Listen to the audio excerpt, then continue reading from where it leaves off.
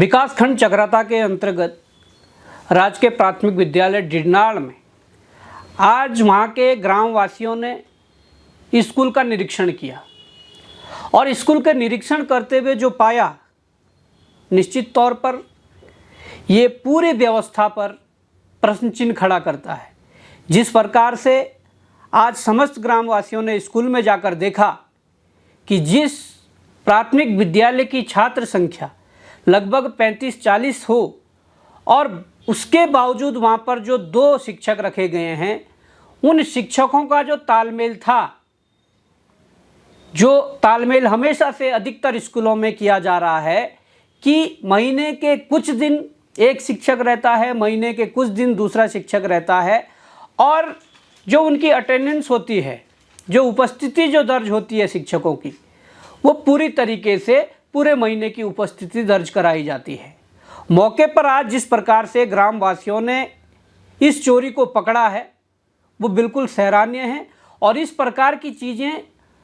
समस्त समाज के हमारे लोगों को करनी पड़ेगी। और ये सबसे बड़ा सवाल ये है, ये सबसे बड़ा उस सवाल का ये उत्तर है जो सवाल हमेशा खड़ा होता है कि सरकारी स्कूल क्यों बंद हो रहे हैं। ये मामला हमारे अपने क्षेत्र का मामला है और जब हमने इसको देखा तो निश्चित तौर पर उस सवाल का जवाब मिल गया जो कहा जाता है कि सरकारी स्कूल क्यों बंद हो रहे हैं। सरकारी स्कूल इसलिए बंद हो रहे हैं कि जब इस प्रकार से व्यवस्थाएं चल रही हैं, जिस स्कूल में 2 शिक्षक हैं वो 2 शिक्षक ना रह करके एक शिक्षक बच्चों को हैंडल कर रहा है और दूसरा शिक्षक जब वो स्कूल में नहीं है उसके अटेंडेंस रजिस्टर में हाजिरी भर दे रहे हैं या अटेंडेंस रजिस्टर में पहले से ही अपने कुछ दिनों की हाजिरी भर दे रहे हैं।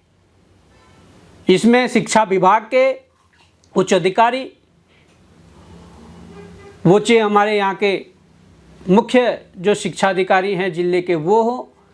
या जो डीजी एजुकेशन है वो हो, मैं उनसे ये निवेदन करना चाहूँगा कि इस प्रकार की जो चीज़ें हुई है, ये जो मामला है, इस पर तत्कालिक रूप से एक्शन होना चाहिए। अगर एक्शन नहीं हुआ तो निश्चित तौर पर ग्रामवासियों ने जिस प्रकार से आज मौके पर जाकर साक्ष्यों के साथ इस घटना को जनता के सामने लाया है, निश्चित तौर पर इस प्रकार की कार्रवाइयाँ और होंगी। और जिस प्रकार से एक बेहद ज़रूरी प्रश्न है, अगर कोई व्यक्ति सरकारी नौकरी कर रहा है, कोई व्यक्ति शिक्षक है या कोई और कर्मचारी है, जिसकी जो ड्यूटी है वो करें,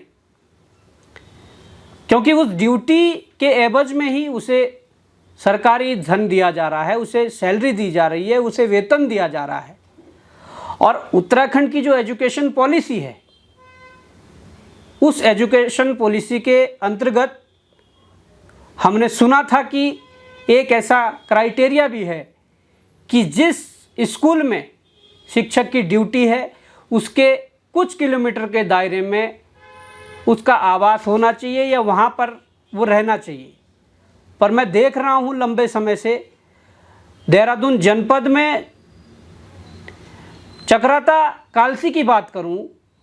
तो साफ तौर पर यह दिखता है कि दूरस्थ ऐसे स्कूल जो देहरादून से जिनकी दूरी 100 से भी अधिक किलोमीटर पर है, वो लोग देहरादून, ऋषिकेश और डोईवाला से अप डाउन कर रहे हैं। और अगर अप डाउन कर रहे हैं, जो टीचर 100 किलोमीटर 150 किलोमीटर जो सुबह चल कर जाएगा, शाम को वापस आएगा ट्रैवलिंग करके, तो आप आंकलन कर सकते हैं कि वो बच्चों को क्या पढ़ाएंगे या कितने एनर्जी से वो बच्चों को पढ़ा पाएंगे। ये जो 2 बिंदु हैं, इन बिंदुओं पर अगर शिक्षा विभाग अमल करता है, इस पर कार्रवाई करता है, तो निश्चित तौर पर ये सराहनीय कदम होगा। और अगर नहीं करता है तो आने वाले कुछ समय में हम इन बिंदुओं पर मोर्चा खोलने वाले हैं। और जिन भी शिक्षकों को लगता है कि ये हो सकता है कि उनके खिलाफत में हो या उनके खिलाफ हो, तो मैं उनसे ये कहना चाहता हूँ कि जो आपकी ड्यूटी आप ये करिए। हमें आप लोगों से कोई व्यक्तिगत द्वेष नहीं है, पर हम ये ज़रूर चाहते हैं कि जिस प्रकार से सरकारी स्कूलों के बंद होने का जो सिलसिला है, जो रफ्तार है, वो इसलिए बंद हो रहे हैं कि इस प्रकार की चीज़ें सामने आ रही है। कौन अपने बच्चे के भविष्य को बर्बाद करना चाहेगा? जब गांव के व्यक्ति को ये पता है कि जिस स्कूल में 4 टीचर और उसमें से 1 टीचर रह रहा है और वो टीचर भी बारी बारी से रह रहे हैं, कौन अपने बच्चे के भविष्य को दांव पर लगाएगा? यही एक सबसे बड़ा डर है। इसीलिए लोग अपने बच्चों को सरकारी स्कूल में नहीं पढ़ाना चाह रहे हैं। इस व्यवस्था में सुधार लाने के लिए शिक्षा जो विभाग है उनको पहल करनी पड़ेगी, और अगर वो पहल करते हैं तो निश्चित तौर पर हमारी पूरी टीम आपके साथ है। और अगर आप पहल नहीं करते हैं, आप इसी प्रकार से मौज कटवाना चाहते हैं, तो आने वाले कुछ समय में इसका बहुत बड़ा विरोध आपको देखने को मिलेगा, जिसकी संपूर्ण जिम्मेदारी पूरे शिक्षा विभाग की, हमारे शासन प्रशासन की, उत्तराखंड सरकार की होगी। तो आज जो ये घटना हुई है, जिस घटना के एविडेंस हैं, इस पर पूरी तरीके से कार्रवाई होनी चाहिए। अगर कार्रवाई नहीं हुई तो निश्चित तौर पर हम यहाँ पर जो मुख्यालय है शिक्षा विभाग का,